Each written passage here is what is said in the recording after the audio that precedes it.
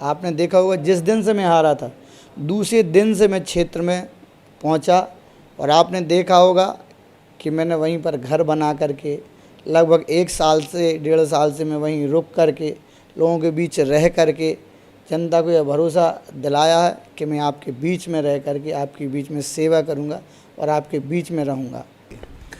2018 के चुनाव में एक साधारण कार्यकर्ता को पार्टी ने उम्मीदवार बनाया और आपने ताकत भी दिखाई, वहाँ लोगों का जो आपका आशीर्वाद भी मिला था काफ़ी। लेकिन क्या वजह रही अरविंद पटरिया जो बस छूते पहुँचते पहुँचते वहाँ पहुँच गए? क्या कारण रहा? क्योंकि आपने वहाँ फिर समीकरण बैठा ले भी होंगे, मंथन भी किया होगा, हार की क्या वजह रही? मैंने जा कर के वहाँ आकलन किया, जब मैं चुनाव में गया तो चूँकि जब चुनाव के बाद परिणाम आया तो बाद में पता चला कि लोग बेचारे इतने सीधे हैं इस क्षेत्र के कि उनको झूठ बोल करके, उनको बरगला करके उन्हें कहा कि भारतीय जनता पार्टी तो चौथे नंबर पे है, गलत व्यक्ति को टिकट दे दी है, जीत ही नहीं रहा है, लड़का है। चूँकि मैं ये कह रहा था और सबको समझा रहा था कि हमने जीवन में राजनीतिक क्षेत्र में जब से काम किया है तो हमने किसी का बुरा नहीं किया, लोगों को काम करते रहे। और आपने देखा होगा कि जब परिणाम आया तो लोग भौचक्के हो गए, तो झूठ बोल करके फरेब करके वहाँ की राजनीति चलती है। उससे हमने पटाक्षेप करते हुए आज जो राजनीति वहाँ पर स्थापित हुई है, आज लोगों को विकास की राजनीति वहाँ मांगते हैं, आज लोग सक्रियता की राजनीति मांगते हैं, आज लोग ऐसा नेता मांगते हैं कि भाई लोग हमारे सुख दुख में शामिल हो, नेता आए हमारे लिए काम करे। तो ये राजनीति चालू हुई है और इसी कारण था कि लोगों ने जनता को झूठ बोल करके ये फैला दिया कि चौथे पे भारतीय जनता पार्टी नहीं जीत रही है। तो लोग बेचारे भ्रम में आ गए और उनने यहाँ वहाँ वोट कर दिया, जिससे कि मैं 700 वोटों से चुनाव हार गया था। अच्छा, 2008 के परिणाम की बात कर रहे हैं, फिर 2013 के, फिर 2018 के, जब से परिसीमन के बाद अस्तित्व में राजनगर विधानसभा आई, लोग कहते हैं कि वहाँ भाजपा एक्सपेरिमेंट करती है, हर बार प्रत्याशी उम्मीदवार बदलती है।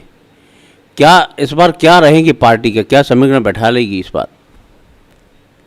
मेरा ऐसा मानना है कि जब परिसीमन हुआ तो विजय बहादुर जी चुनाव लड़े, फिर कुसमरिया जी चुनाव लड़े, फिर मुझे पार्टी ने मौका दिया।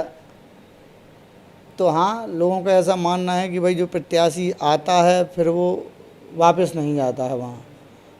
तो ये मैंने झूठ सिद्ध किया है। आपने देखा होगा जिस दिन से मैं हारा था, दूसरे दिन से मैं क्षेत्र में पहुँचा और आपने देखा होगा कि मैंने वहीं पर घर बना करके लगभग 1 साल से 1.5 साल से मैं वहीं रुक करके लोगों के बीच रह करके जनता को यह भरोसा दिलाया है कि मैं आपके बीच में रह करके आपके बीच में सेवा करूंगा और आपके बीच में रहूंगा।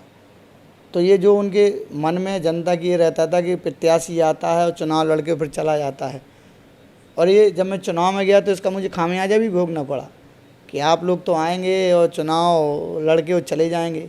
मैंने कहा और मैंने ये चुनाव होने के बाद ये सिद्ध करके भी दिखाया कि मैं हारने के बाद भगूंगा नहीं, आपके बीच रहूंगा। और ये आपको काम के माध्यम से दिखा भी होगा, मैं लगातार 5 साल उनके बीच में रह करके काम किया है और उनके विश्वास को जीता है।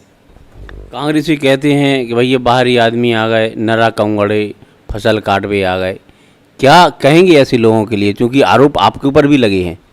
नहीं, उनका कहना जायज़ है, बड़े लोग हैं वो लगा सकते हैं, क्योंकि उनके नारा 5-6 जगह गढ़ सकते हैं। हम लोग एक जगह रह कर के, आपको पता होगा मेरी KG1 से यहीं की पढ़ाई है, चले जाए आप क्रिश्चियन स्कूल में, मैं KG1 से पढ़ा हूँ। 38 साल हो गए मुझे यहाँ रहते रहते। लोग आरोपित करते हैं क्योंकि हम लोग छोटे लोग हैं, बड़े लोग छतरपुर से भी लड़ लें, राजनगर से भी लड़ लें, बिजावर से भी लड़ लें, ये बड़े लोग हैं, कुछ भी कह सकते हैं। हम उनके विषय में नहीं जाएंगे। हम तो ये मानते हैं कि हम काम करेंगे तो जनता हमें पसंद करेगी। क्या होता है आपके नारा गढ़ने से? नारा गढ़ा है आपका, लेकिन जनता से 5 साल नहीं मिलते हैं, बगल में पड़ोसी रहता है, कभी सुख दुख में से बात नहीं करते हैं। तो ऐसे नाराज़ से और रहने से होता है क्या? व्यक्ति अगर दिल्ली में भी रहता है और सुख दुख की बात करता है तो हमारे लिए ज़्यादा हितैषी और ज़्यादा अच्छा है, बजाय नारा गढ़ने के और पड़ोसी होने से। तो मेरा ये कहना है कि ये तो फालतू की बातें हैं। क्यों? क्योंकि जिनके पास काम और कुछ करने के लिए और बताने के लिए नहीं होते हैं, तो इस प्रकार के यही तो फल होते हैं। झूठी बातें फैला करके, लोगों में भ्रम फैला करके। लेकिन अब राजनगर विधानसभा की जनता इतनी भोली, जो आप लोग समझते हो ना, अब होशियार हो गई है। वो अपने क्षेत्र के बारे में क्या, कैसा नेता चाहिए, कैसा जनप्रतिनिधि चाहिए, हमें कैसा विकास चाहिए, वो जान चुकी है। अब इन सब बातों का कोई अर्थ निकलने वाला नहीं।